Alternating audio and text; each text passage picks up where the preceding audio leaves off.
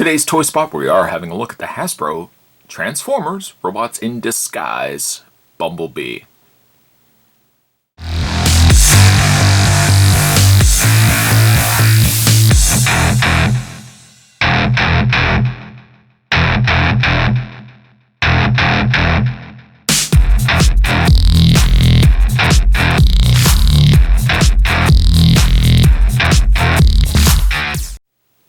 From the new line of deluxe figures for the upcoming animated series, Transformers Robots in Disguise. As a personal note, I love to say that I'm happy to see that they're going back to traditional animation rather than CG. Not really a big fan of CG, and I know like the transformations and stuff like that are going to be computer generated, but I like the more animated look to Transformers rather than computer generated. I've always been a bigger fan. Up in the top corner, there is a picture of Bumblebee, the new Bumblebee. Turns into a very cool looking car down below as well. Comes with also an energy sword. On the back of the package, Bumblebee only consists of 7 transformation steps. A relatively easy transformation for both kids, but yet still, the robot mode looks like it's something that adult collectors like myself will still enjoy. As well, you can download the new Transformers Robots in Disguise app, you can scan the robots, and you can unlock characters in the game, which is kind of cool. What I'm going to do is take a break, I'm going to get this opened up, and when we come back, we're going to get a better look at Robots in Disguise Bumblebee. There's more heading your way, guys. Don't go anywhere. Stay tuned. In car mode, Bumblebee is a really nice looking piece. There's something about it that I really dig. Coloring wise, the colorings don't match completely. I find like the roof section to really right about here is a different yellow than the rest of the yellow that they use for the vehicle. But still, there's something about it that I really gravitate towards. It kind of has a Mad Max, kind of Tron look to it, while still sticking to a very traditional looking Bumblebee Camaro-esque kind of car. You can see at the top there, his Autobot logo is still visible, but a very nice looking piece. It rolls very easily as well. And underneath the car is where you can store the energy blade. There's a little clip, 2 clips on the sides there, and those clips sit on the inside blade area of the sword, and the sword holds very well underneath. Just taking the blade weapon off, we'll put that to the side. We'll show that more so when we get the Bumblebee into robot mode, but as it stands for a car, I really like the look of him. So to get Bumblebee transformed, I guess the easiest thing to probably do first is get a hold of the side car door areas and just have to kind of just detach them out of the way. From there, you can reach up and grab the top canopy section. Being that he's only got 7 transformation steps, he's very easy to transform. I'm going to move the car roof section forward. And once again, you can pull the car doors off. Just kind of separate them from the sides like that.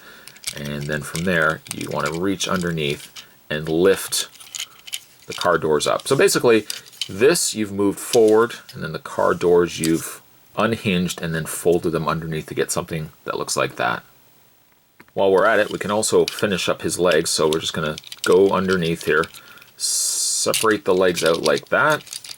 This section is going to fold down. There's really no area where the roof can sit on in robot mode. It's unfortunate, but you're going to take the arms, just take the lower legs here and just spin around his waist like that. And of course these will be Bumblebee's legs. Take the legs, extend out the feet down below, and just straighten out the knees like that. The last thing you really want to do is just straighten out the arms, kind of just hinge them down like so, kind of get them out of the way like that, and then take this back section that was the back of the car and flip it over, and there's Bumblebee's head. Pretty much right from there, I mean, the rest of it is just kind of correcting and fixing up areas. So like, for example, this back section with his fins, you can move that down, and then this can just sit kind of over top of it like that, giving you that finned out back section of Bumblebee. I noticed actually when you got him out of packaging that his arms we're kind of close together like that. You can take the arms and hinge them out just to kind of give them a little more bulk in the upper torso.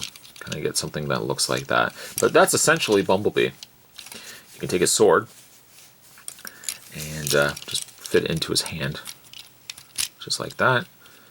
And there you have Bumblebee ready for action. Small nitpicks with the toy, at least in robot mode, is probably the one that you keep seeing Spot doing. And he has no back heels from what I can see. I don't see any section, like it looks like this section here should fan out, or should hinge out, this section right here, but it doesn't. I don't see a section where this can actually fold out. It just stays in car mode or robot mode. So it's just such a shame that he doesn't really have much in the way of heels. As for the rest of him, he looks pretty good. I like the head. The head sculpt's pretty good on him. The arms, a little limited, being the way his shoulders are transformed on the robot.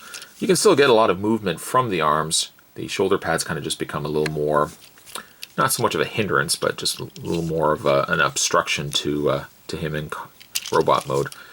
For articulation on Bumblebee, normally his arms would be able to rotate all the way around like this, like what I'm doing with my hand, but it kind of limits it when he starts butting up against the backpack of his body here.